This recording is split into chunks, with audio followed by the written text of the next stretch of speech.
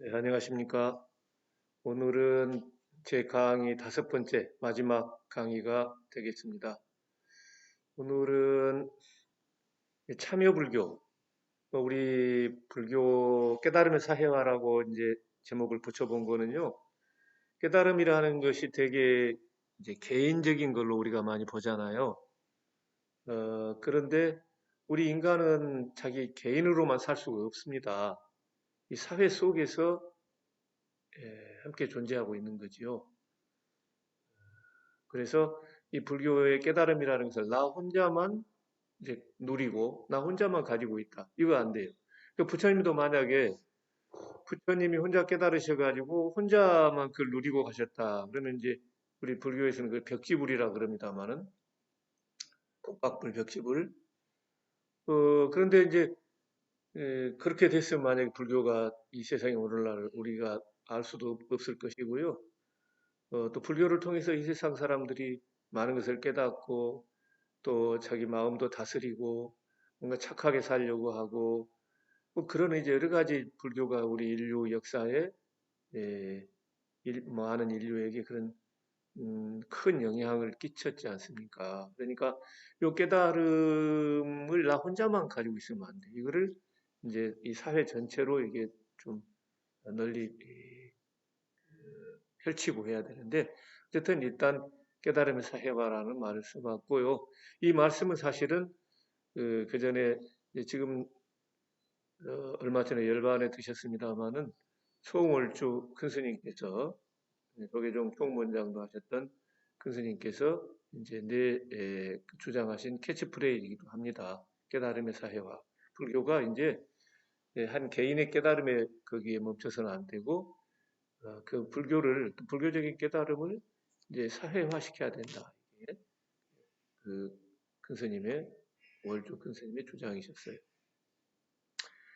그래서 이 내용 자체도 굉장히 방대하기 때문에 오늘은 저는 그 참여불교, 특히 참여불교 인도 참여불교로 한정을 시켰고요. 또 인도에서도 이 암베드카르 박사라고 하는 분이 계셔요.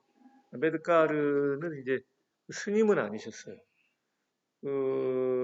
근데 그래서 암베드카르 박사 그럽니다. 그런데 이분은 실제로 굉장히 인도 이제 근대 불교에 큰 영향을 끼치셨던 그러니까 일종의 하나의 그 부처님 이 암베드카르를 숭배하는 분들은요 부처님 숭배하듯이 이 사진도 거기다 같이 이렇게 모셔놓고 절하고 좀 그러고 있어요. 일종의 이제 거의 암베드카르 보살님이다 이렇게 보시면 돼요.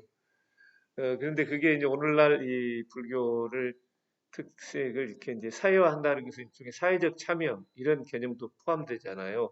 그래서 그런 그 불교라는 것이 이제 사회적으로 개인의 차원에서만 그치면 안 되고 이 사회를 더 정의롭고 평화롭고 행복하게 만들어야 내 자신도 사실 행복할 수 있고 평화로울 수 있는 거거든요. 그러니까 내 개인과 사회는 서로 둘로 구별할 수가 없는 겁니다. 이제 그런 측면에서 특히 이 불교를 사회와 무관한 그런 종교가 아니라 이 정치, 사회, 경제, 문화, 이 현실 우리 생활하고 밀접한 사실은 불교가 관련이 있는 것이고 그런 현실 세계에서 불교적인 그런 이상과 불교의 사상과 정신을 그것을 살려 나가야 되는 것이다. 그래서 그게 바로 참여 불교라 할 수가 있습니다. 우리 시간 관계 때문에 말씀드리기는 어렵고요. 특히 아까 말씀드린 인도에서 암베드카르 불교를 말씀을 드리려고 합니다. 제가 뭐 이거는 옛날에 또 특강을 한 것도 있고 해서 참고 자료로 내용이 좀 방대합니다만은 메모를 해놨습니다. 그러니까 여러분들이 한번 이렇게 읽어보시면은 많은 부분 좀 도움이 되지 않을까 싶어가지고 이 자료는 그대로 여러분께 오늘 제가 이렇게 준비를 했습니다. 보시고요. 앞에 지금 들어가며 한 말씀은 어, 이 타고르 시인의 인도에 기탄잘리라고 하는 시집이 있는데 그 가운데 굉장히 이런 그 참여 불교의 어떤 이념을 참 말해주고 있는 것 같아요. 그래서 거기 제가 한번 이렇게 써봤으니까 읽어보시기 바랍니다. 좀 길어서 이것도 중략을 했는데 가운데 자 거기 잠깐 한번 앞부분하고 끝부분만 읽어볼까요? 이 찬송과 노래와 기도 따윈 그만두시지요. 문들이 모두 닫힌 이 사원의 쓸쓸하고도 어두운 구석에서 당신은 누구를 예배하는 것입니까? 눈을 뜨고 보십시오. 신은 당신 앞에 없다는 것을. 예. 그리고 이제 마지막 단락에 보면은 명상에서 빠져나와 꽃도 향도 내버려 두시지요. 당신의 옷이 더럽혀지고 갈갈이 찢긴들 무슨 해로움이 있겠습니까? 당신의 이마의 땀과 노역 속에 그분을 만나서 그분 곁에서 우리 보통 우리가 종교하면은 저 깊은 사원에서 이제 그 절대자에게 찬송하고 노래하고 기도하는 이런 정도 오히려 이제 생각을 하는데 실제로 거기에는 부처님이든 또 뭐 하나님이든 그 신이 거기에 없다는 거예요. 예. 오히려 그 신은 농부가 팍팍한 땅을 갈고 땀을 흘리고 하는 그 노동의 현장에 길 닦는 이가 돌을 깨고 있는 곳에 계십니다. 이 현실 속에 현실을 떠나서 그 종교가 있는 것이 아니다. 이렇게 볼 수가 있어요. 그래서 저는 기탄잘리 타고르 시인의 이 기탄잘리 가운데에서 이 내용을 이 시를 제가 참 좋아합니다. 그래서 제 책에도 이 시를 소개를 했어요. 자, 이제 그리고 우리가 한 가지 생각해 볼 것은 불교라는 것은 이제 깨달음의 완성, 불교는 깨달음이 목표다 이렇게 말하지만은 저는 오히려 삶의 완성에 있다 이렇게 봅니다. 만약에 깨달음의 완성이 궁극적 목표다 그러면은요 어떤 문제가 발생하냐면 부처님이 35세에 깨달음을 성취하셔가지고 부다가 되셨잖아요. 그러면 35세에 그러면 깨달음이 이제 완성되었으니까 그러면 부처님은 이제 예를 들어서 열반에 드셨어도 좋냐 이렇게 볼 수가 있잖아요. 실제로 그런 얘기에 토인비는 그랬어요. 부처님은 열반을 주장하셨는데 막상 당신은 35세 열반에 들지 않으셨다. 근데 제자들한테는 열반에 들도록 그렇게 막 가르치셨는데 막상 당신은 부처님은 35세에 깨달음을 얻었는데도 열반에 들지 않았다. 그러면 모순이 있는 거 아니냐? 이런 식으로 제 토인비는 주장을 합니다. 그러니까 제가 볼 때 열반에 대해서 이제 개념상에 좀 문제가 된 거예요. 그러니까 이제 아놀드 토인비 역사학자는 자기 멸각, 예, 나라고 하는 게 완전히 없어져 버린 거. 이게 열반이라고 이제 본 것 같아요. 물론 뭐 무여 열반이다 뭐 그런 개념도 불교에 있기는 합니다만은 그러나 열반을 그렇게 볼 건 아니에요. 저는 이제 열반이라는 것은 삶의 완전 연소다 그렇게 봅니다. 삶을 떠난 그런 그 삶과 대립되는 개념으로 열반을 보면 곤란하죠. 그렇게 보니까 토인비 같은 사람도 부처님의 가르침과 부처님의 삶은 무슨 관계다 이렇게 얘기를 하는 건데 저는 그거를 불교를 잘못 이해했기 때문입니다. 그러니까 불교는 깨달음의 완성이 궁극적인 목표다 이게 아니라 불교는 삶의 완성이다. 그것이 궁극적인 목표다. 이렇게 보면 토인비 같은 주장이 있을 수가 없죠. 그래서 저는 오히려 그 깨달음이 진정한 삶의 시작이다. 이렇게 해석하고 싶습니다. 부처님이 35세 깨달음을 하셔가지고 그 이후에 무려 45년 동안 중생 속으로 뛰어들어서 중생들을 깨우치고 또 여러 가지로 이롭게 하고 하는 이제 45년간 전법 교화의 이제 삶을 사시잖아요. 그래서 비로소 붓다로서의 인생, 붓다로서의 삶이 완성된다. 이렇게 봐야 됩니다. 그러니까 깨달음의 완성이 궁극적 목표다 하면은 벌써 부처님 생애를 놓고 보면 벌써 문제가 생기는 거예요. 그 깨달음을 이루시고 그랬다면 부처님은 이제 무의도식하고 아무것도 하시지 말고 어떻게 보면 아닌 게 아니라 열반에 돌아가셨어야 돼요. 35세 나를 믿으시고는. 그게 아니잖아요. 왜 80, 부처님의 삶은, 부처님의 생애는 80에 열반에 드셨으니까, 돌아가셨으니까, 그 80 생애를 놓고 이제 우리가 부처님의 삶을 생각을 해야 되는 거죠. 그래서 일단은 우리가 이제 불교는 그 삶의 완성을 지향한다. 삶의 완성이 중요한 개념이 되는 거예요. 여기서부터 아까 말씀드린 그 참여불교라는 것은 여기서부터 상당히 이제 그게 예, 길이 달라질 수가 있어요. 이걸 어떻게 보느냐에 따라서. 예, 그래서 참여불교는 이 참여불교의 궁극적인 목표. 예, 그것은 이제 삶의 완성으로 본다. 이렇게 예, 이야기를 해야 그런 것들이 이제 성립이 되는 거죠. 여기서 출발점부터 중요한 거예요. 거기 제가 이제 글 써봤고요. 자, 그 다음에 거기 참여불교의 명칭과 개념 했었는데 그 몇 가지 이렇게 보시면은 원래 참여불교라는 이 명칭은 베트남의 틱나탄 스님이 처음 쓰셨어요. 1963년에. 그래서 여기 이제 인게이지드 부디즘입니다. 인게이지드는 관여한다, 서로 참여되어 있다, 참여한다 이런 얘기 있잖아요. 그래서 인게이지드 부디즘, 틱나탄, 예, 석일행, 이제 한자로는 그렇게 씁니다. 석이 이제 베트남 말로 틱, 예, 일은 낫, 하나라는 뜻이죠. 행한, 그래서 틱나탄 스님이신데, 예, 참여불교라는 이름을 처음 쓰셨어요. 근데 이제 우리나라도 보면은요, 동국대 불교학과 그 젊은 그 당시에 이제 학생들이 1959년에 경남 김해에 이 호미든 보살상을 세웁니다.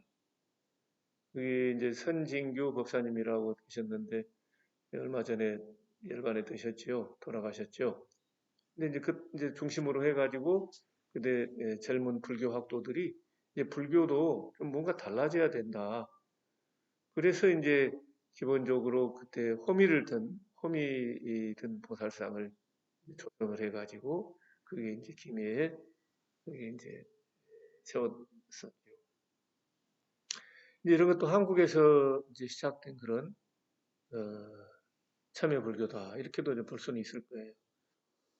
예, 우리나라 이제 거기에 좀 이렇게 대비시켜 볼 수 있다는 말씀이고요. 근데 그 자체가 바로 또 뭐 오늘날 말하는 참여 불교하고 이제 그 출발이다 이렇게 보기는 힘듭니다. 다만 이제 그 지향성 또 어떤 문제 의식은 비슷한 점이 있지만 있다라는 의미에서 참고로 그 말씀을 드려놓은 거예요. 여러분도 호미든 보살상 보셨을 겁니다.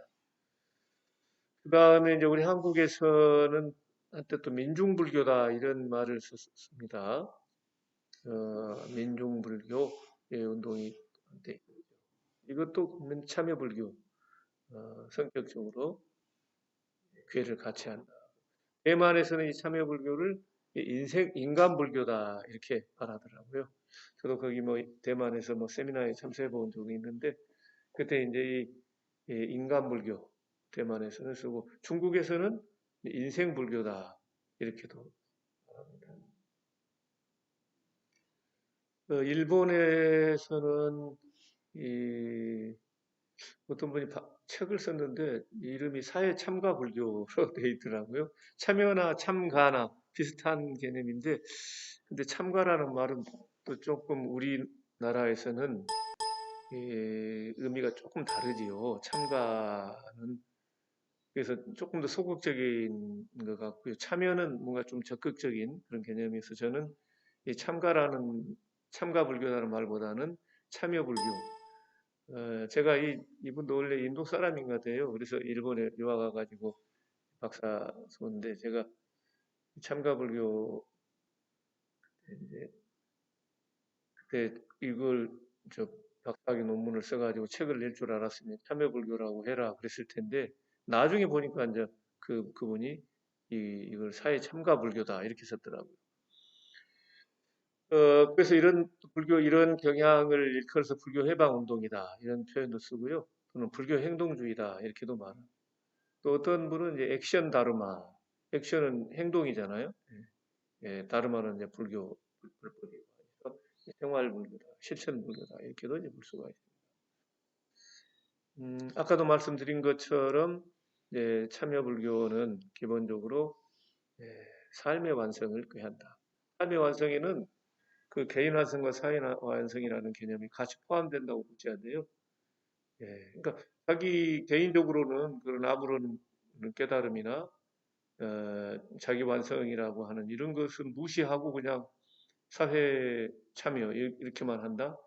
이거는 일반적인 그런 뭐 사회 운동하는 사람들하고 다를 바가 없게 되죠. 좀 문제가 있게 됩니다. 그러니까 불교적인 정체성에 바탕을 해가지고 함께 사회 참여를 하고 이 세상을 불국토로 만들기 위한 그런 과정으로 이제 봐야 되기 때문에 이제 불교적 삶의 완성이라는 그 개념 안에는 개인 완성과 자기 완성과 사회 완성 이런 개념이 다 포함이 된다. 이렇게 이제 봐야 된다는 거죠.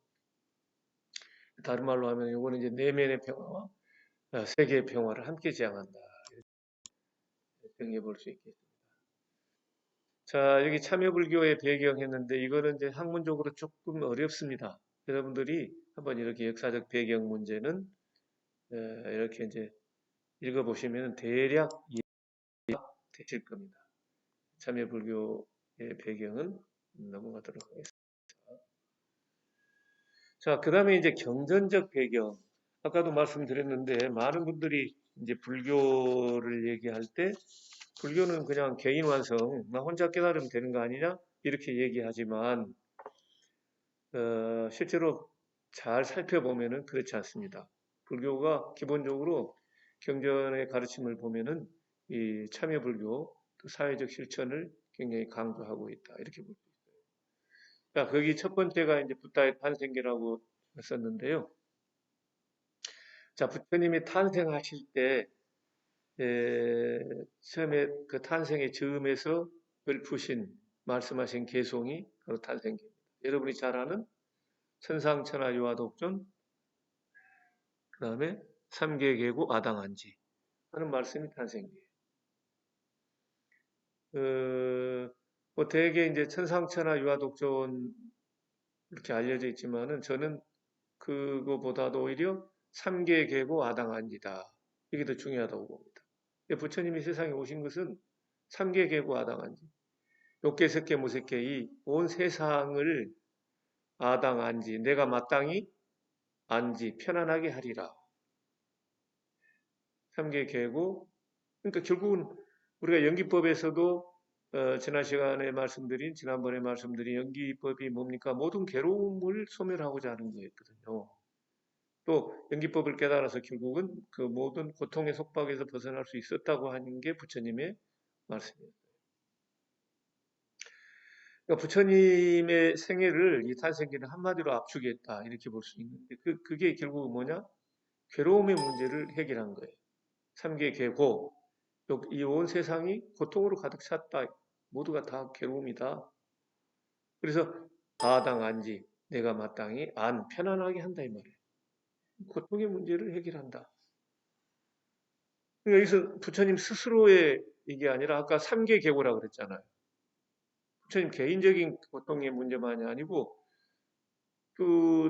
이 범위로 보면 온 세상의 욕계석계 무색 이온 세상의 괴로움을 내가 다 평안케 한다. 이거 굉장한 그 사회적 지향성을 말씀하신 거죠. 나 혼자만이 아니라 이 세상과 더불어서 이게 이제 다른 말로 하면은 사회적 실천을 강조한 가르침이요. 또 참여불교를 지향하는 그런 말씀이다. 이렇게 볼 수가 있습니다. 자, 우리가 깊이 좀 유의해 봐야 될 그런 말씀들이에요. 그 다음에 전도의 선언이라는 것은, 부처님이 그 60명의 제자들이 다 아라한의 경제 이런 제자들이긴 합니다만은, 그게 이제 불도를 전해라. 부처님의 가르침을. 그게 이제 전도의 선언이죠. 이 세상의 모든 중생의 이익과 안락을 위해서 길을 떠나라. 그래서 한 사람이라도 더 깨우치고 한 사람이라도 더 이제 법을 전해야 전법을 하고 포교를 해야 되니까 두 사람이 함께 가지 말아라. 한 사람씩이라도 가야 더 효과적이고 효율적이라는 말씀이지요. 그럴 정도로 부처님이 이 세상의 중생들을 생각을 하신 겁니다. 그래서 그 내용들이 이제 쭉 이렇게 보시면은 이제 가민이경 뭐 이런 육방여경에서도 이렇게 보면 거기 내용상으로 이렇게 음미해 보면은 가민이경 같은 경우도 그렇습니다. 그 연못 안에 어떤 연못 밑에 이제 이 바위가 돌이 이제 빠져 있어요. 그런데 그 사람들이 그러면 그것을 건져내려면은 그 호수 이 물가의 사람들이 있어서 기도만 해가지고는 그 바위가 떠올리지 않는다는 거예요. 그 사람들이 직접 들어가서 같이 이 바위를 힘을 합쳐가지고 드러내야지 그래서 기도만 이제 바위가 떠올라라 한다고 되겠느냐 이런 말씀도 실제로 우리 같은 실천이 더 중요하다. 물론 그 기도하고 기원하고 발언하는 것도 중요하죠. 그러나 더 중요한 것은 그런 발언 그 방향성을 가지고 많은 사람들이 협력을 해서 실제로 그렇게 되도록 우리가 예를 들면은 남북 통일 속성치하고 이제 스님들 발언문에 이제 그런 축원에도 많이 하시잖아요. 우리가 다 바라는 바래요. 남북의 평화 통일을. 남북 통일이 실제로 이루어질 수 있도록 우리 모두가 힘을 합쳐서 또 노력을 해야 되지 않겠습니까? 이제 그런 말씀들도 그런 이제 이건 실천을 중시하는 그런 말씀들이에요. 공업 사상도 그렇습니다. 우리는 개인적인 별업, 불공업, 개인 차원에서는 그렇지만 우리 이 세상 자연 환경, 사회 환경은 많은 중생들이, 많은 사람들이 공통된 업에 의한 거라고 얘기합니다. 그러니까 내 개인적인 업만 가지고는 안 되는 거예요, 사실은. 그게 공업이라든 게 같이 이 개인적인 별업과 불공업과 더불어서 이 공업이 함께 하면서 우리의 삶이 진행되는 거기 때문에 이 공업이라는 것도 우리가 눈여겨봐야 돼요. 그러니까 내 개인적인 운명을 내가 마음대로 개인은 개인만으로 존재할 수 없잖아요. 이 사회와 자연과 더불어서 우리가 가는 거기 때문에 그렇게 함께 하는 것도 매우 중요한 거예요. 그게 바로 참여불교의 이제 근거가 되고 있는 거죠. 그리고 대승열반경 교진여품에도 참 놀라운 가르침입니다만은 우리 인간들이 괴롭고 즐겁고 이런 그런 행복하고 불행하고 하는 것은 그 과거생의 자기 근본업의 그 결과만이 아니고 실제로는 현재 그 4대 시절 토지 인민 이런 그 네 가지 요소에 의해서 우리가 괴롭기도 하고 즐겁기도 하고 그 결정이 된다는 거예요. 그러니까 자기 개인적인 업만 가지고 안 된다는 말씀도 이 바로 대승열방경의 얘기가 되는 건데 그것도 이제 공업사상하고 어, 괴를 같이 하고 있다. 그러니까 사대라는 것은 지수화풍, 그 자연입니다. 자연. 요즘도 이제 우리 기후 위기 해가지고 지금 난리지 않습니까? 환경오염, 생태계 파괴, 기후 위기. 이제 인간이 이 자연 환경 이걸 떠나서는 이제 이거 살 수가 없는 거예요. 이런 이게 이제 영향을 받는 겁니다. 지수화풍. 그러니까 우리가 자연을 친 그 자연 쪽으로 가야 되고 이제 자연과 조화를 이룰 수 있도록 지금 해야 된다라고 하는 게 뭐 굉장히 중요하지 않습니까? 지금 그래서 이 자연 환경을 무시하면 안 되죠. 또 우리의 시절, 이 시대의 역사입니다. 시대. 토지, 인민 여기는 이제 우리 이 사회, 우리 사회적인 여러 그런 이제 사회를 떠나서 음, 시절은 역사적 그 시대에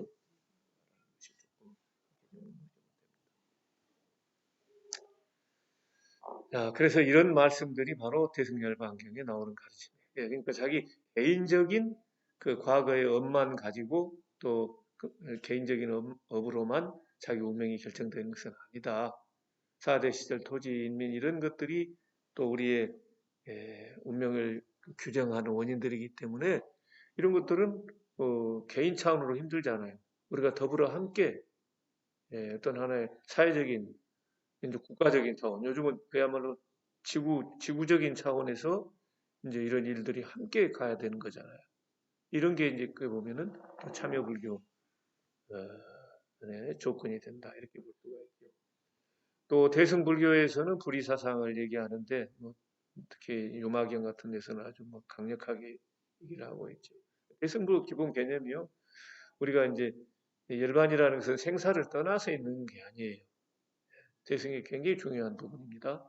생사와 열반이 서로 이렇게 원용하고 융합되어 있는 생사를 떠나서 열반이 추구하는 거예요. 또 나아가서는 번뇌적 보리, 번뇌와 깨달음이랑 보리로 하는 것도 서로 이렇게 대립적인 그런 게 아니다. 번뇌 속에서 이제 번뇌와 보리가 사실은 함께 해 나가는 것이지. 이것은 결국은 우리 현실 생활에서 불교를 살려 나가야 된다. 이런 개념이라고 볼 수 있어요. 이 현실 세계, 생사의 현실을 떠나서 열반을 추구해도 안 된다. 이런 말씀으로도 생각해 볼 수가 있는 거죠. 그게 바로 이제 대승의 정신이고, 그래서 더 적극적인 그런 현실 참여, 사회 참여, 이런 것들을 결국은 얘기하고 있다.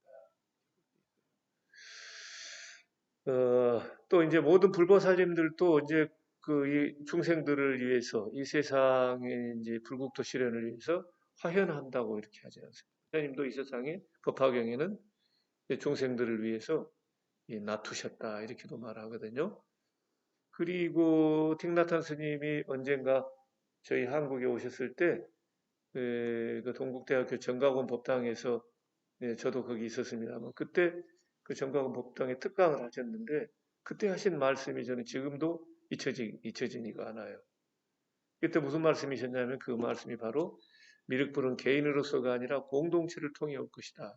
그때 이제 그 말씀이 동국대는 이제 불교 종립학교지 않습니까? 그러니까 불교의 어떤 가르침, 불교 사상을 이제 바탕으로 하는 이제 그런 동국대학교와 같은 그런 공동체, 어떤 동국대만이 아니라도 이제 여러 가지 불교 종단, 불교 교단, 또 어떤 불교 단체 이런 어떤 그 공동체를 통해서 미륵부처님이 오시는 거지. 이제 미륵부처님은 어느 구세주처럼 한 개인으로 오는 것은 아닐 거다. 이런 말씀을 하셨는데 저는 굉장히 안목이 있으시구나. 아, 이분 참 대단하다. 저는 그런 생각을 했어요. 우리가 일반적으로 미륵부처님 하면 한 개인 차원으로만 생각하기 쉽지 않습니까?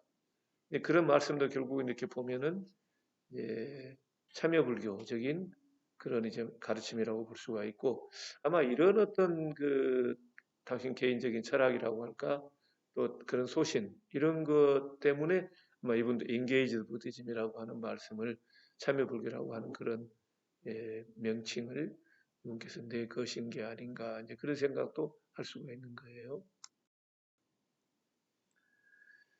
자, 그래서 이 이제 참여불교는 여러 그 많은 분들에 의해서 이제 전개가 됐는데 뭐 이거 자체가 워낙 방대해서요.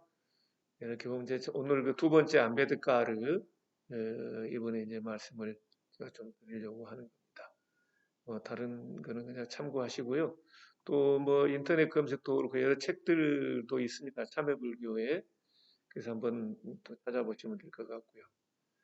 네, 자, 그래서 오늘은 이제 두 번째 거기 안베드카르의 사회개혁 운동 보도록 하겠습니다.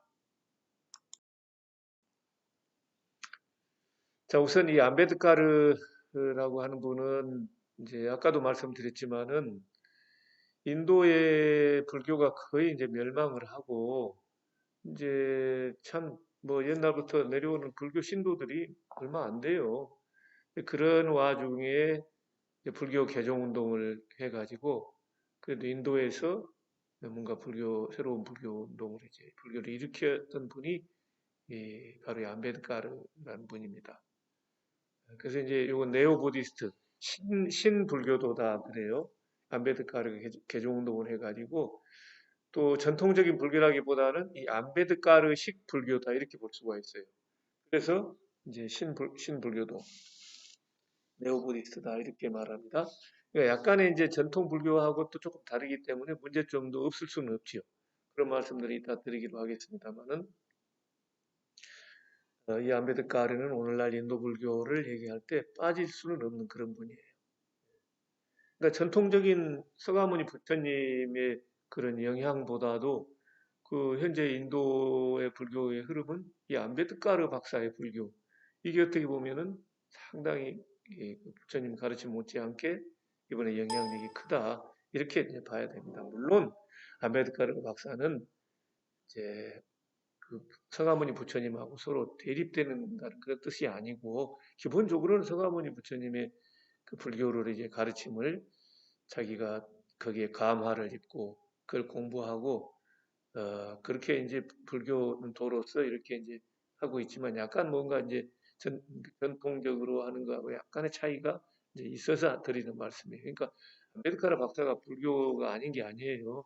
그분도 다 이제 부처님 가르침을 공부하고 다 불교를, 부처님을 존경하고 부처님 하는 그런 분이기 때문에, 안베드카르 불교라는 게 전통적인 불교하고 전혀 어떤 대립적인 그런 또 그런 생각을 하시면은 안 되겠습니다. 자, 그러지만 어쨌든 조금 좀 새로운 그런 차원으로 이제 또 얘기가 되는 부분이 있기 때문에 드리는 말씀이에요. 그만큼 오늘날 인도 불교에서 이 안베드카르의 영향력은 크다, 이렇게 이해를 하시면 됩니다. 그러니까 인도 가보시면 알지만은 우리 불교 유적지에도 보면은 어때요?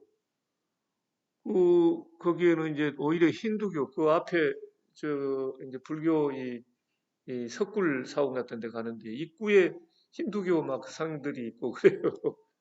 다들 보셨을 겁니다. 그러니까 인도 가면은 불교는 없다고 느껴져요. 최근에는 좀 많이 달라지긴 했습니다만은 한 20년 전 이때만 해도 상당히 그게 더 강했습니다. 그러니까 불교라는 생각을 별로 못 해요. 몇 군데 이렇게 유적지 빼놓고는 거의 다가 원통 뭐 힌두교라고 볼 수가 있으니까. 뭐 거기에다가 이슬람교 같은 또 있고 그러잖아요. 그러니까 불교는 아주 미미해요. 그런 이제 가운데에서 안베드카르는 상당히 역할을 했다, 이렇게 보시면 되겠습니다. 안베드카르는 인도의 모우라는 그 지역에서 태어났는데 불가촉천민이에요. 불가촉천민은 이 언터처블, 서로 같이 접촉하면 안 되는 그런 천민이에요. 그러니까 수드라 계급보다도 오히려 그 천민으로 보면 더 천한 그런 천민이어서 개인적으로는 참 불행한 분이라고 볼 수가 있죠. 어떻게 보면은 본인이 이렇게 이제 그런 불가촉 천민으로서 그런 참 사람적인 인간다운 대접을 받지도 못하고 이제 이러는 것들이 이제 이런 것들 극복하고자 해서 이제 불교 개종 운동을 한 그런 계기가 되었다고도 볼 수 있습니다만은, 어떤 그런 불가촉 천민 출신이다. 또 아버지는 이제 사크팔이라는 분, 어머니는 비마바이. 근데 이 두 분이 애들을 참 굉장히 많이 낳은 것 같아요. 14번째 아이입니다. 그러니까 인도에 우리나라도 옛날에는 뭐 부모님들이 자식을 많이 낳았죠. 최근에는 뭐 이제 한 명, 두 명 아이 또 낳지도 않는 그런 사람도 그렇게 가고 있습니다만, 흐름이. 그리고 이제 안베드카르는 또 어쨌든 개인적으로 열심히 하고 또 총명하고 해서 아는 분들이 이제 미국 콜롬비아대로 이제 유학을 가게 돼요. 석사, 박사. 또 다시 런던으로 이제 가가지고 런던 대학에서 박사학위를 받습니다. 이런 그런 경력으로 인해서 인도에 돌아와서는 이제 교수도 하고 변호사도 하고 또 법무부 장관을 까지 하게 됩니다. 불가촉 초민이지만은, 그래도 불가촉 천민이지만은 이렇게 개인이 또 열심히 해가지고 뭐 이런 사회적으로는 했습니다. 그러나 이제 법무부 장관이라고 해가지고 불가촉 천민이라는 신분이 없어지지는 또 않습니다. 또 그런 그 계급 그 카스트 제도라든가 이런 게 있어가지고요. 그런 가운데서도 굉장히 멸시를 당하고 또 그런 것도 있습니다. 자기 이제 그 역할은 또 일은 일대로 합니다만은 그 계급적인 측면에서는 자기 신부는 또 계속 따라다녔어요. 그러니까 그런 얘기도 보면 참 이해가 안 되는 면도 있고, 참 딱하기도 하고, 그게 이제 인도가 아직도 참 묘한 이해하기 어려운 그런 문화라든가 그런 게 아직도 있습니다.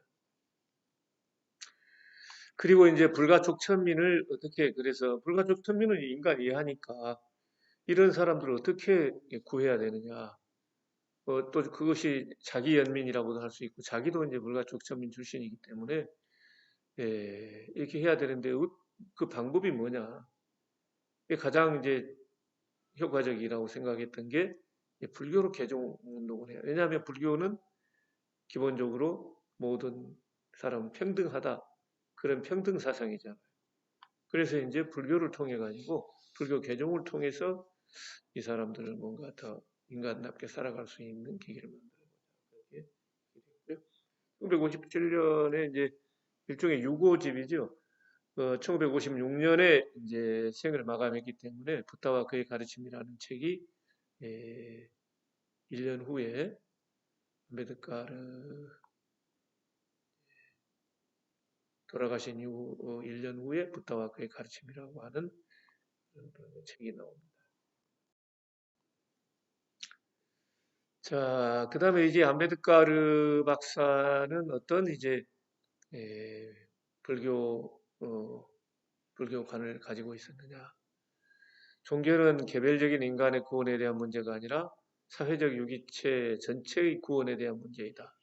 개인을 천국에 가게 하는 문제가 아니라 지금 현세에서 삶을 천국의 조화로움으로 바꾸는 문제다. 이게 발터 라우신부시 말씀인데 이 말씀에 굉장히 감동을 받았다 그래요. 안베드카르 박사가. 그러니까 자기가 이제 불교를 보는 관점에서도 아까도 말씀을 드렸는데 불교를 너무 개인적인 차원으로 이렇게 이제 보려고도 하지만은 안베드카르가 볼 때는 또 불교는 그렇게 본 게 아니에요. 그래서 오히려 이 사회 전체 불교는 오히려 사회 전체를 구제하고 구원하는 이런 방향을 가지고 있다. 이렇게 이제 이해를 하고 또 그런 신념을 가지고 불교에 접근했다. 이렇게 볼 수 있습니다. 그리고 죽어서 한 개인이 천국에 뭐 간다 또는 뭐 극락세계에 간다 이게 문제가 아니고 현재 지금 이 사는 우리 세상을 이걸 뭐 천국과 같이 그렇게 좀 이상적이고 평화롭고 조화로운 그런 세상으로 바꾸는 것이 이게 진짜 종교가 할 일이다. 이런 발터 라우센부시의 이런 말씀에 굉장히 감동을 받아가지고 기본적으로 어, 그런 생각을 가지고 불교하고 또 불교를 공부하게 됐다. 이렇게 볼 수가 있습니다. 그리고 이제 부처님 또 이런 생각을 가지고 있기 때문에 또 불교 사상 자체가 그렇지요. 불교에서는 어떤 절대 신을 인정하지 않지요. 부처님은 그래서 부처님이 될 수 있었던 것은 지난번 말씀드렸던 것처럼 연기법, 연기의 진리를 다시 말하면은 그 열애가 붓다가 출현하든 이 세상에 출현하든 출현하지 않든 그 다르마, 그 법은 연기법은 이 세상에 법계에 항상 이제 있는 것이다. 이제 그거를 다만 부처님은 깨달았을 뿐이다. 그래서 이제 붓다, 깨달은 사람, 깨달은 분, 이 붓다란 말이 나오잖아요.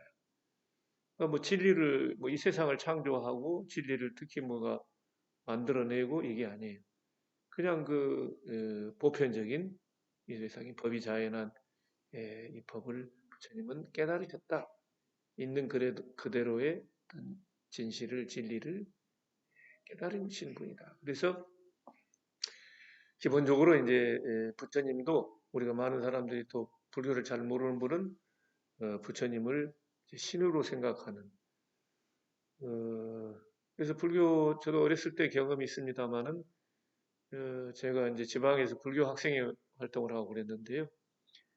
이제 뭐 특별한 강연하고 하면은 지나가는 사람이 나 신 안 믿는다 이런 분도 있더라고요. 어렸을 때. 그래서 아니 불교는 그 신을 믿는 종교가 아니다.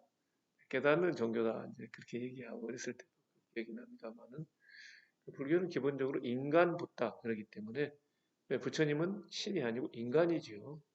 그래서 인간이 뭔가 그 실현할 수 있는 인간의 잠재력, 우리는 이제 그걸 불성이라고 하죠. 그런 불성을 개발하고 불성을 실현하신 그 가장 참 놀라운 그런 인간, 그분이 바로 인간 붓다지요.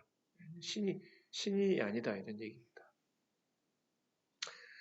또 이런 게 이제 안베드커 입장에서는 그런 불교의 가르침, 불교의 진리가 거기에 공감을 해서 또 불교를 공부하게 되고 또 나중에 불교 개종 운동을 하고 그렇게 됐겠죠. 근데 이제 한 가지 조금 특이한 것은 이 사성제라고 하는 게 이제 이게 상당히 재밌는데요. 이거는 부처님이 직접 설하신 게 아닐 거다. 이건 훗날 제자들이 거기에 그냥 삽입을 시켰을 거다. 이렇게 이제 봅니다. 왜 그러냐면은 사성제는 고진멸도잖아요. 괴로움의 진리. 그 괴로움의 진리의 원인이 이제 사성제에서는 탐욕, 욕망이라고 보거든요. 그러니까 이제 그 구조가 어떻게 되냐면은 사성제에서 고성제, 괴로움의 진리고 그 괴로움의 원인이 탐욕 또 욕망이라는 게 그 개인적인 욕망, 탐욕 때문에 생긴 것 이렇게 이해를 한 것 같아요. 그래서 저는 이 부분이 좀 아쉽습니다. 연기법과 사성제는 불교의 근본적인 진리죠. 이걸 부정해 버리면 상당히 곤란한데 그러니까 사성제를 저는 사회적인 차원에서도 이걸 해석할 수 있다고 보거든요. 근데 고성제, 집성제 이걸 개인 차원으로만 이해를 한 거예요. 그러니까 안베드카리가 생각할 때 지금 특히 이 불가촉 천민들이 당하고 있는 고통이라는 것은 그 불가촉 천민들 스스로의 개인적인 잘못 때문에 된 게 아니라고 본 거예요. 이 사회 구조 자체가 불가촉 천민들은 인간 이하로 대하는 그런 사회적 구조, 관습, 전통 이것이 이제 이것이 원인인데 불가촉 천민 개개인의 원인으로 돌려버리면 그 괴로움은 어떻게 할 수가 없죠. 분명히 이 사회적인 구조나 사회적인 뭐 법이라든가 제도라든가 요걸 뭔가 고쳐 나가야 불가촉 천민들이 어느 정도 그 고통에서 벗어날 수가 있는데 그걸 다 개인 탓이다 이렇게 봐버리면은 그 불가촉 천민을 구할 수가 없는 거예요. 저는 이제 그런 측면에서 사성제를 그렇게 이해한 거 아니냐. 그래서 이제 이거는 부처님이 가르침이 아니라 제자들이 훗날 거기다 이제 예, 덧붙인 첨가한 그런 이제 진리다 이렇게 이해를 하지 않았느냐 그렇게 봅니다. 그런데 저는 이 부분은 어쨌든 좀 문제가 있다고 봐요. 사성제를 그렇게 보면 저는 곤란하다고 봅니다. 그래서 사성제를 조금 더 넓게 고성제와 집성제 이것을 개인적인 집성제로 개인적인 원리로만 보면은 저는 곤란하다고 봅니다. 뭐 시간적인 제한 때문에 여기서 그 문제에 대해서 자세하게 말씀드릴 수는 없고요. 그 다음에 이제 예를 들어서 그 윤회 사상, 영혼과 윤회에 대한 관점도 보면은 그 불교의 이제 윤회설, 삼세 윤회, 뭐 업보 윤회 이거는 힌두교에서 유입된 거지. 그리고 이게 이제 지배층에서 하나의 이 하층민들을 지배하기 위한 하나의 지배 이데올로기로 이제 해석을 한 것 같아요. 그래서 이런 윤회설이라고 하는 것도 이것은 부처님의 가르침이라고 보기가 곤란하다. 이건 힌두교에서 유입된 거다. 이렇게 이제 보는 것도 독특한 안베드카르의 불교관이라고 할 수가 있습니다. 그리고 이제 안베드카르는 부처님이 출가하신 것도요. 우리는 되게 이제 늙고 병들고 사문유관에서 생로병사 고통에서 벗어나고자 했다 이렇게 하지 않습니까? 늙고 병들고 죽어가는 사람들 고통을 보고 그것을 벗어나기 위해서 수도하는 그 북문 밖에서 그 수행자를 보게 되잖아요. 그렇게 해서 자기도 그러면은 이 생로병사에서 벗어나서 해탈과 열반을 누릴 수 있는 그런 출가 수도자가 돼야 되겠다. 그런 이제 생각을 하셨다고 하는데, 그래서 이제 기본적으로 부처님이 출가하신 원인을 출가한 이유가 되게 그런 늙고 병들고 죽는 생로병사의 괴로움에서 벗어나고자 벗어나서 해탈과 열반을 성취하기 위한 거다. 이렇게 되게 보지 않습니까? 그런데 그 출가하게 된 원인도 그렇게보다는 뭐 그것이 아니라는 것은 아니지만은 그거보다 더 중요한 것은 오히려 그 삭가족과 골리앗족의 물 때문에 처음에 전쟁이 빚어지지 않습니까? 그런 걸 이제 목격하면서 이걸 어떻게 해결해야 되느냐. 오히려 그런 고민이 고타마 시타르타의 서가모니 부처님이 더 고민했던 거다. 그것이 더 직접적인 원인이다. 다시 말해서 사회적인 대립과 갈등을 어떻게 해결해야 되느냐. 이것을 해결하고자 해서 부처님이 출가하신 거다. 안베드카는 이렇게 보고 있다는 거예요. 그냥 여기에는 이제 전통적인 관점에서 보면은 문제점이 있을 겁니다. 아까도 말씀드린 것처럼 생로병사의 문제를 해결하고자 하는 것이 되게 출가의 목표다. 그렇게 보는데, 어쨌든 안베드카르는 그렇게 보고 있고요. 그 다음에 이제 승가의 목적, 출가 교단, 출가 승가는 개인적인 깨달음만을 추구하려고 온 것이 아니다. 아까 앞에서 우리가 월포라 라울라라는 스리랑카 쪽에 계셨는데요. 월포라 라울라라는 그 스님도 그 얘기를 하셨어요. 불교 교단은 승가는 개인적으로 그렇게 깨달음 얻으려고 하는 것만이 아니라 어, 많은 사람들에게 봉사를 더 원활하게 하기 위해서 출가해 가지고 그런 교단을 구성하고 있다. 이렇게 봤어요. 그래서 그와 마찬가지로 이 불교 이제 출가 교단 승가라고 하는 것은 중생에게 봉사하기 위한 거지 개인의 깨달음만을 추구하려고 하는 것이 아니다. 그래서 아벨카르 박사는 거기 제가 소개를 했습니다마는 인간의 고통에 냉담한 비구는 자기 수행이 완벽하더라도 결코 비구라고 할 수 없다. 그러니까 이 세상에 고통받는 여러 사람들, 고통받는 중생들을 외면하고 자기 수행만 이렇게 뭐 추구하는 이런 스님은 진짜 스님이라고 할 수가 없다. 그러니까 어떻게든 이 사회, 이 세상의 사람들의 고통을 그걸 해결하려고 하는 또 그 어려움을 당하고 있는 사람들을 돕고 봉사하고 이렇게 노력을 하는 게 참다운 출가자의 길이지. 그것은 외면하고 자기 개인적인 수행만 아무리 잘하려고 해도 그거는 참다운 진정한 수행자라고 볼 수가 없다. 이런 이제 말씀이에요. 그래서 이제 이런 안베드카르 박사가 이제 그 불교관의 이제 특징적인 걸 좀 보자면은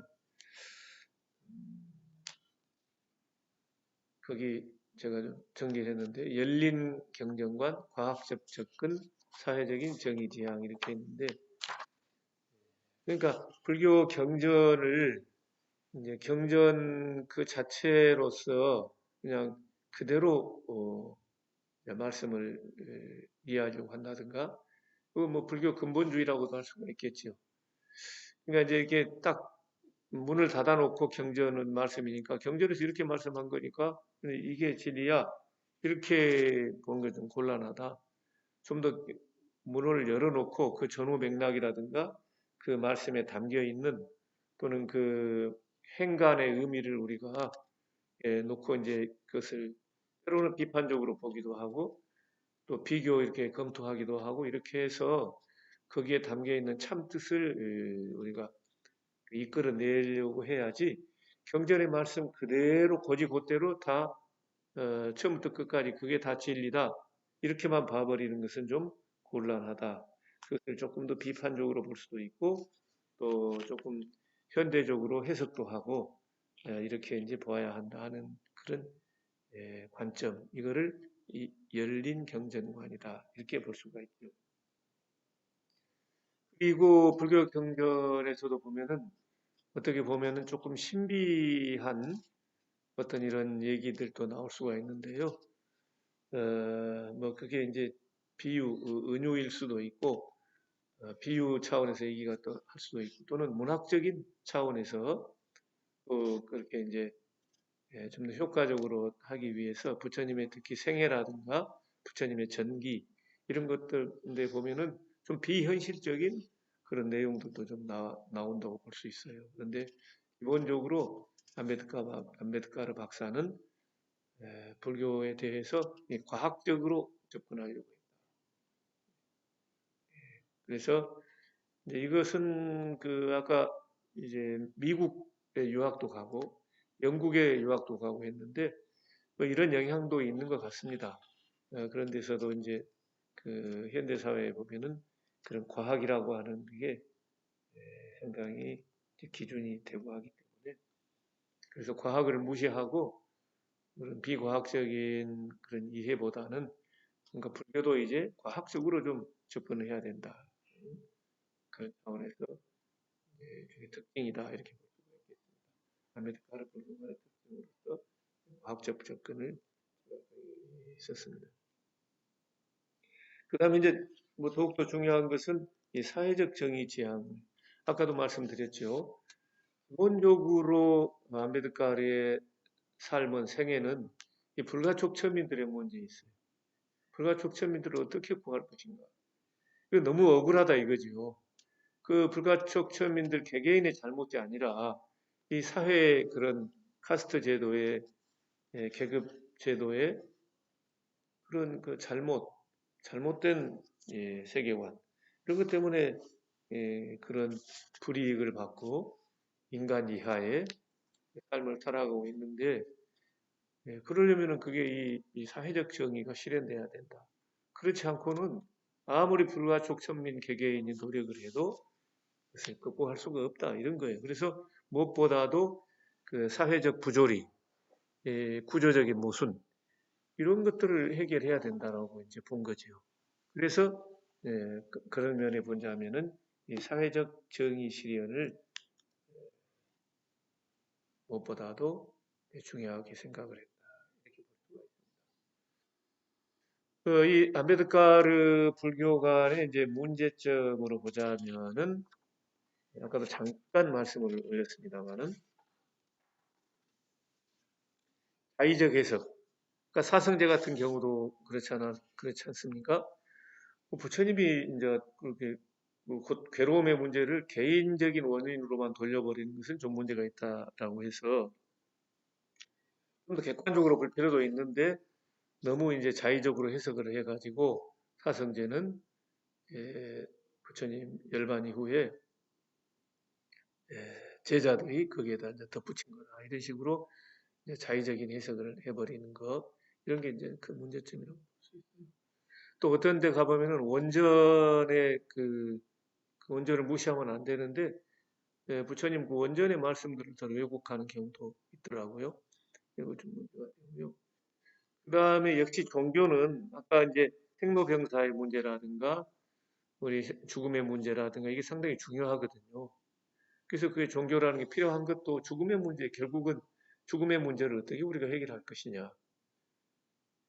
그래서 그 종교적 구원이라고 하는 게 상당히 중요한 문제일 수 있는데 그 부분을 조금 더 가볍게 얘기한 것 같아요. 그래서 이런 저는 종교적 구원론이 좀 결여되어 있다. 이렇게 정리를 해보았습니다만은 이런 것들은 역시 안베드카르 불교가 이제 극복을 해야 될, 해결해야 될 상당히 중요한 문제라고 볼 수가 있습니다.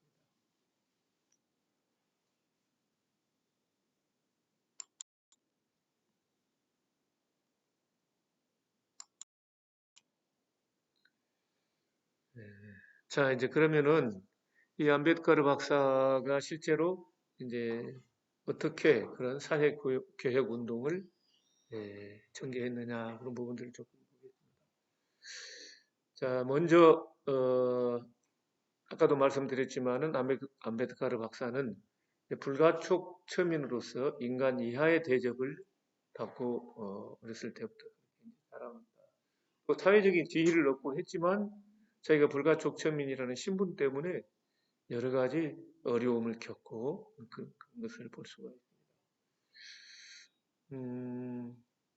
그러니까 자기 부하 직원들이 예를 들면은요, 뭐 이렇게 뭘 종이 같은 것도 이렇게 접촉을 서로 하면 안 되잖아요. 그러니까 멀리서 종이를 던진다든가 또 물 같은 것도 같이 먹으면 안 돼요. 물도 좀 따로 먹는다든가.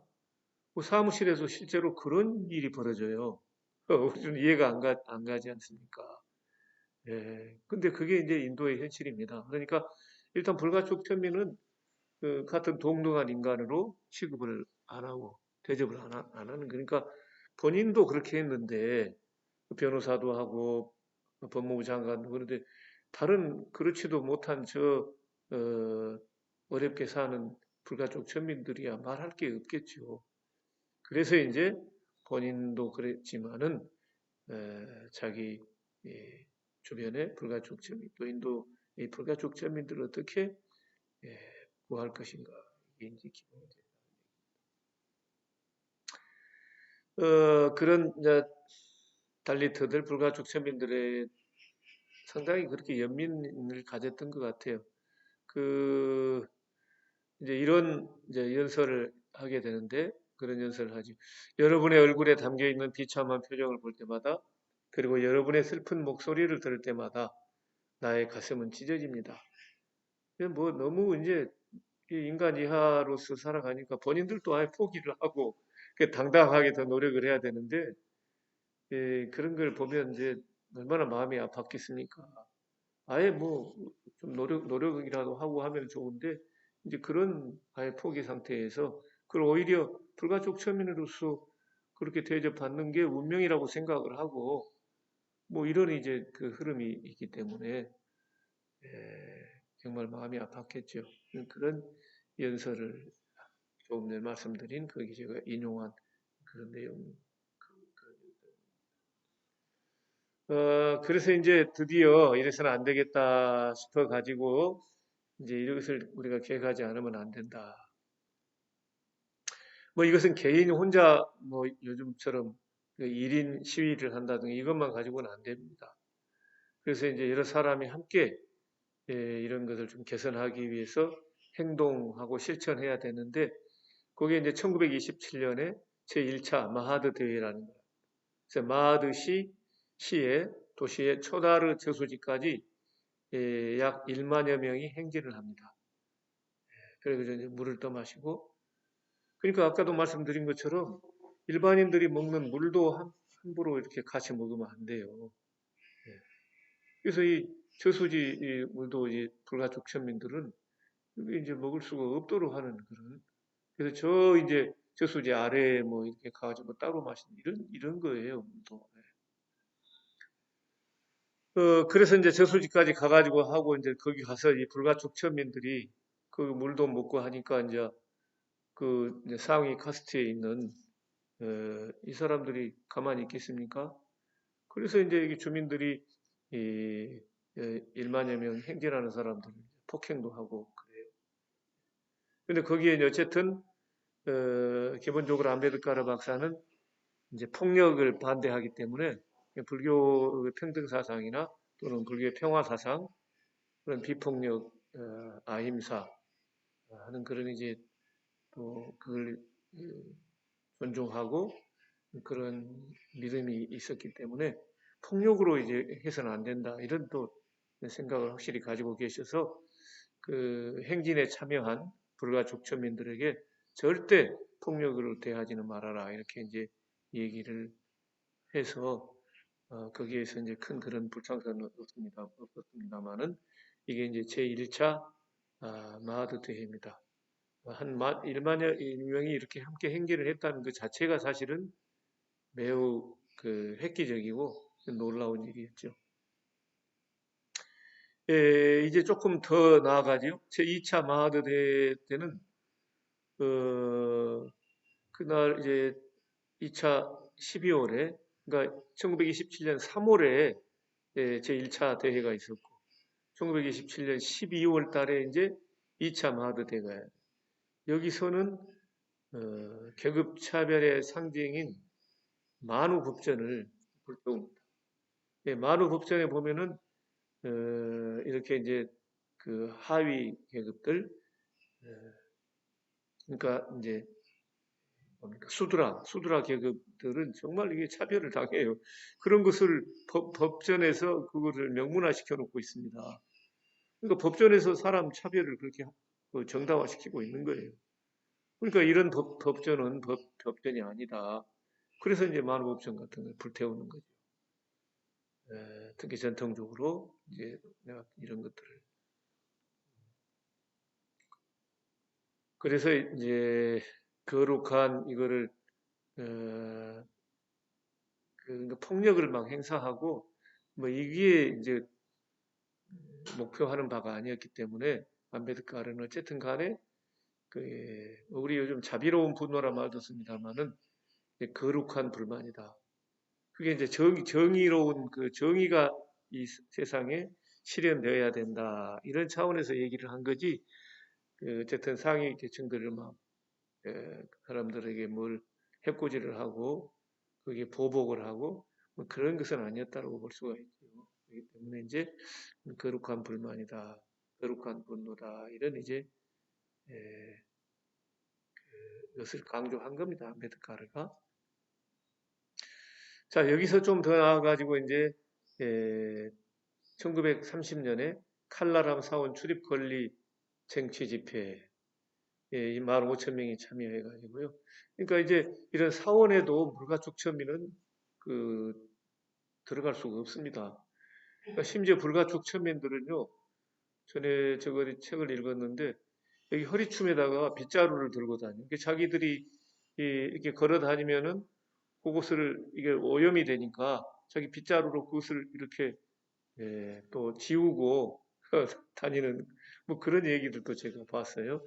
근데 이제 칼라람 사원 이런 그 힌두교 사원에 예, 불가촉 천민은 출입을 할 수가 없어요. 근데 이제 그런 다 종교심이 없겠습니까? 불가촉 천민이라고 해서. 그래서 이제 이거는 진짜 말이 안 된다. 이거는 진짜 불이다. 정의롭지 못한 거다. 그래서 이제 예, 그 아까 이제 저수지 물도 먹고 하는 그것도 권리를 찾아야 되는 거고 이런 예, 힌두교 사원에 출입할 수도 있어야 된다. 이런 걸 이제 예, 주장을 하는 거예요. 15,000명이 모여가지고. 그 다음이 이제 욜라 집회가 여기서 1935년에 열립니다. 여기서는 이제 힌두교랑 이제 결별을 하겠다. 그래서 이제 여기서 불교에 드디어 개종을 역설합니다.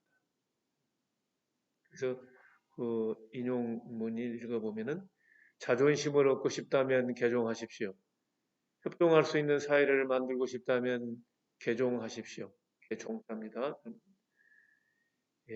평등과 독립, 힘을 원한다면 개종하십시오.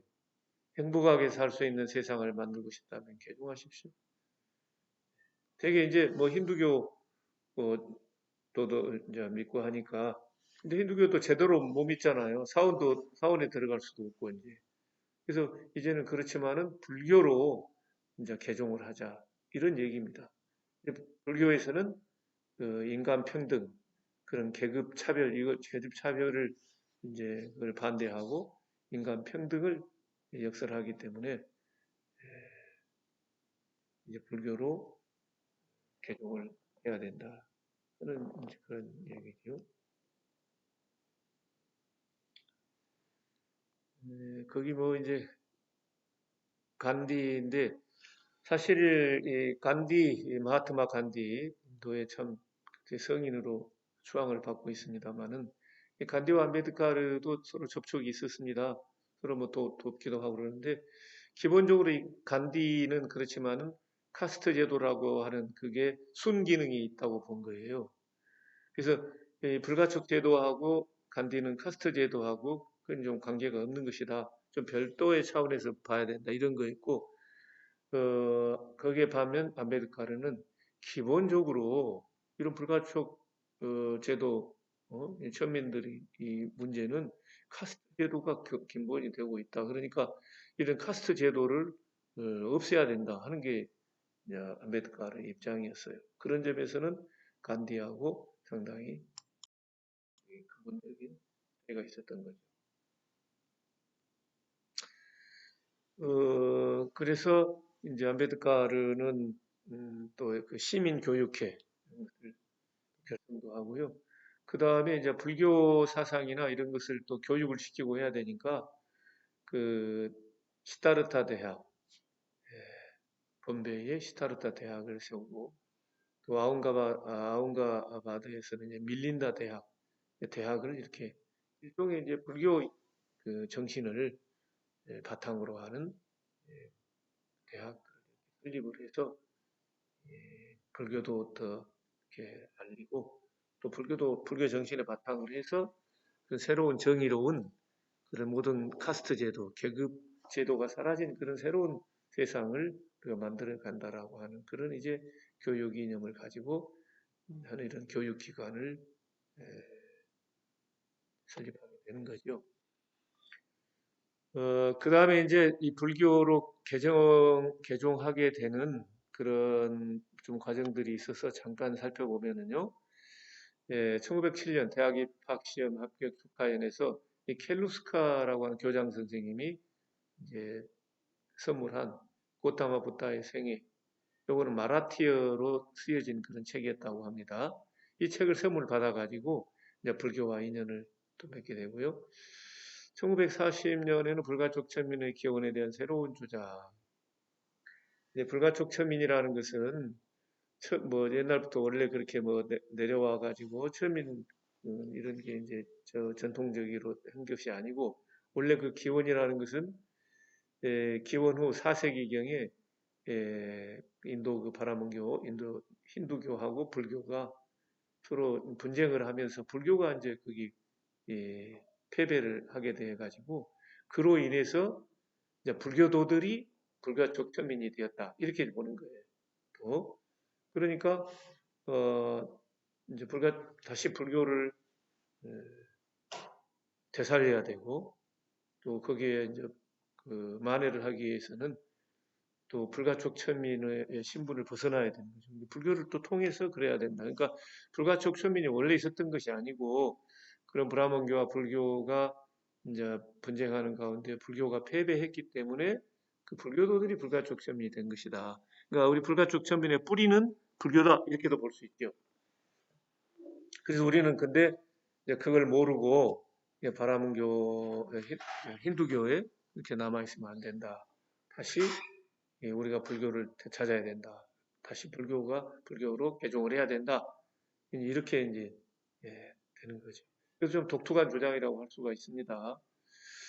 그 다음에 이제 1948년에 불교의 적소라는 책에서 이제 서문을 쓰고요.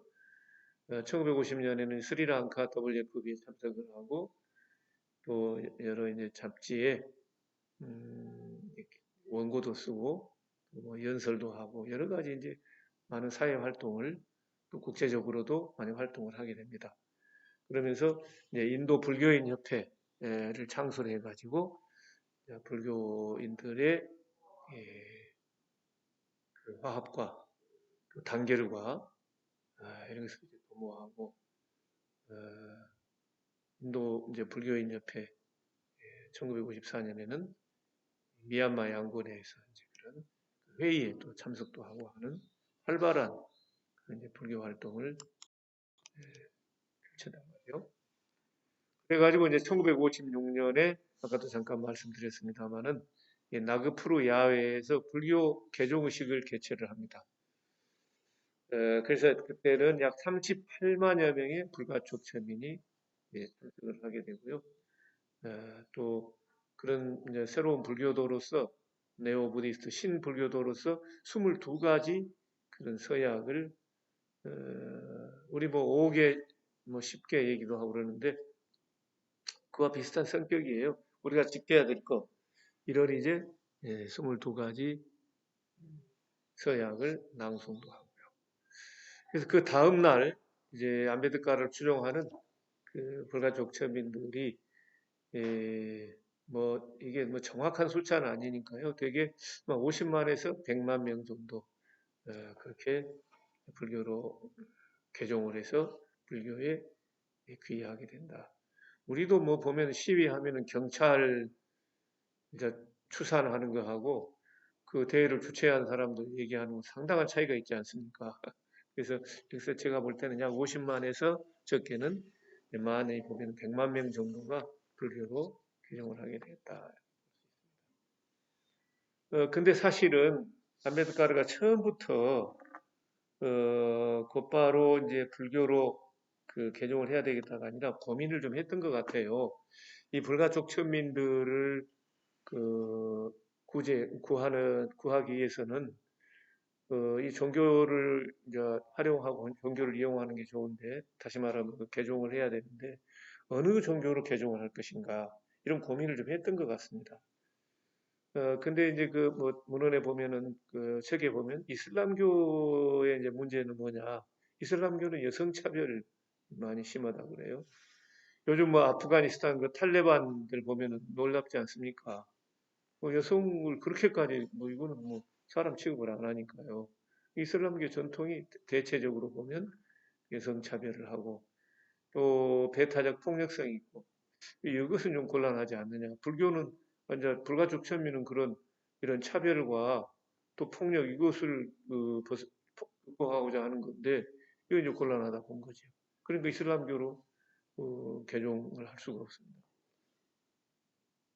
그 다음에 이제 이 힌두교도인 불가촉 천민들을 기독교로 개종을 하면 어떨까 생각도 했는데 기독교로 개종을 해버리면은 이 영국이 이제 지배하는 그 입장에서는 인도를 어, 식민지로 이제 지배하는 데에서는 영국의 지배를 더 받기 쉬울 수도 있다. 기독교를 믿다 보면. 그리고 이제 인도의 그 기독교인들이 이 신의가 없어요. 인간적인. 그래서 이 사람들하고 저기 하면 상대하면 안 되겠다. 이제 이렇게 좀 부정적으로 결론 난 거고요. 그다음에 그렇다면 다인화교로 이제 예, 개종을 하면 어떨까?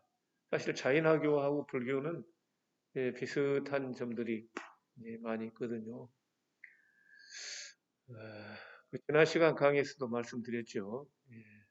그래서 다인화교도 그런 카스트 제도 이런 것을 부정하고 베다 종교 뭐 이런 권위도 부정하고 또 그런 제사 의식 이런 것도 불필요하다고 이제 보기 때문에 불교하고 상당히 이제 비슷한 점이 많이 있습니다.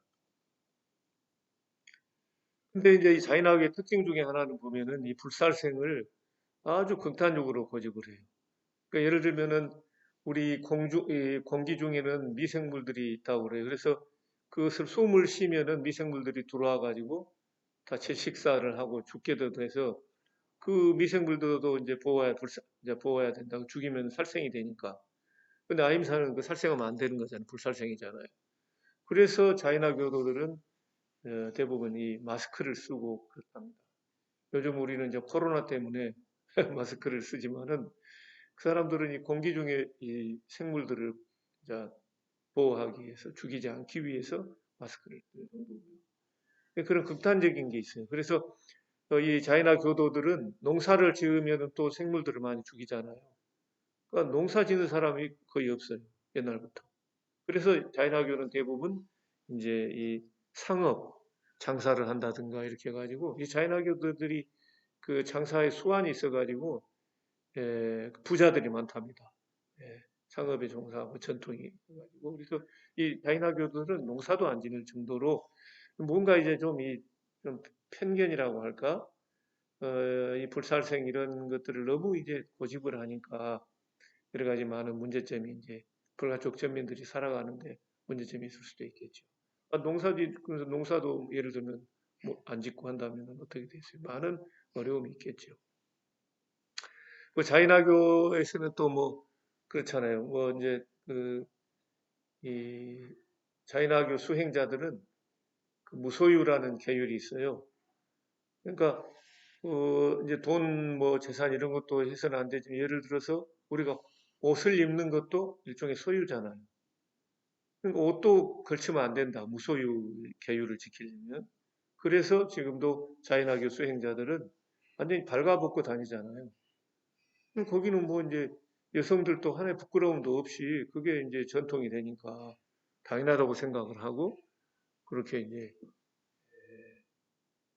그 자인학교 수행자들을 같이 이렇게 따라다니기도 하고 이제 그런 모습으로 우리가 다 볼 수 있습니다. 이런 게 그런 그러니까 무소유 불살생 이런 계율을 극단적으로 고집하는 그런 측면들이 있는데 그 이제 불가촉천민들이 만약 개종을 하게 되면은 실제로 여러 가지 또 문제점들이 될 수 있다. 이렇게 이제 해서 역시 자이나교도 이제 그건 안 되겠다 했던 거고요.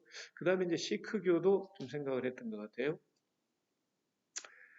이 시크교는 힌두교하고 이슬람교가 이제 좀 결합한 그런 종교지요. 16세기 무렵 이제 나나크라고 하는 분이 창시한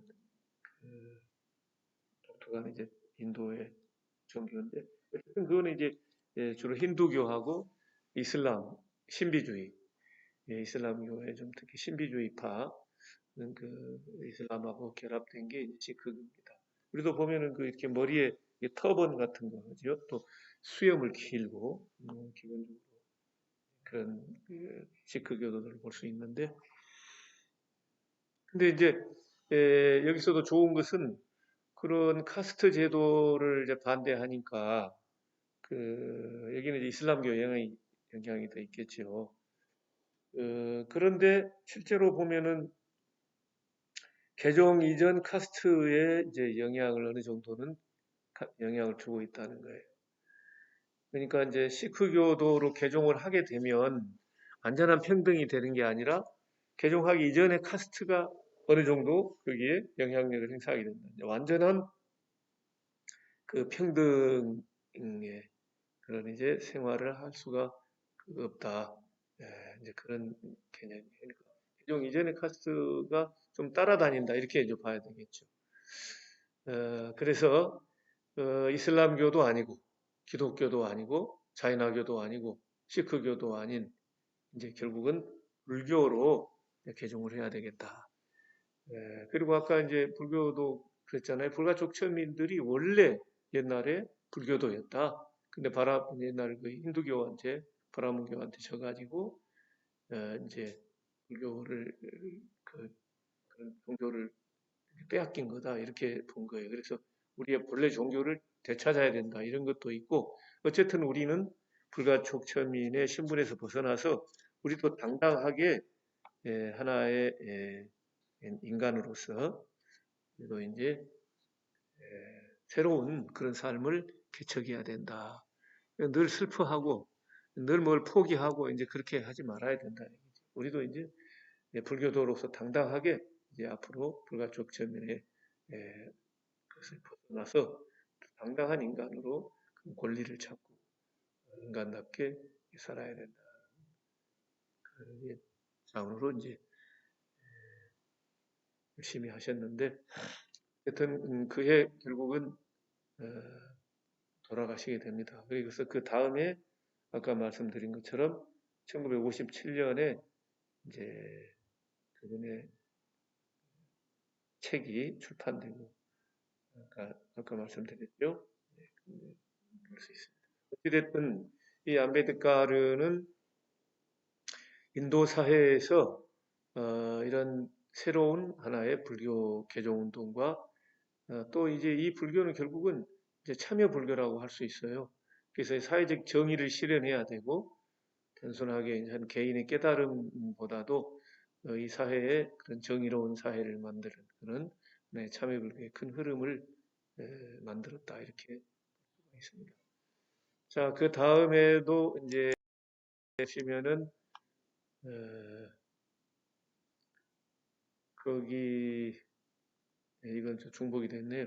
그 뒤에 이제 상가락 시타라는 분이 있고 이분도 이제 인도에 와가지고 불교를 열심히 더 불교 부흥 운동에 참여를 하고 이제 그러는데요. 좀 독특한 경우라고 볼 수가 있습니다.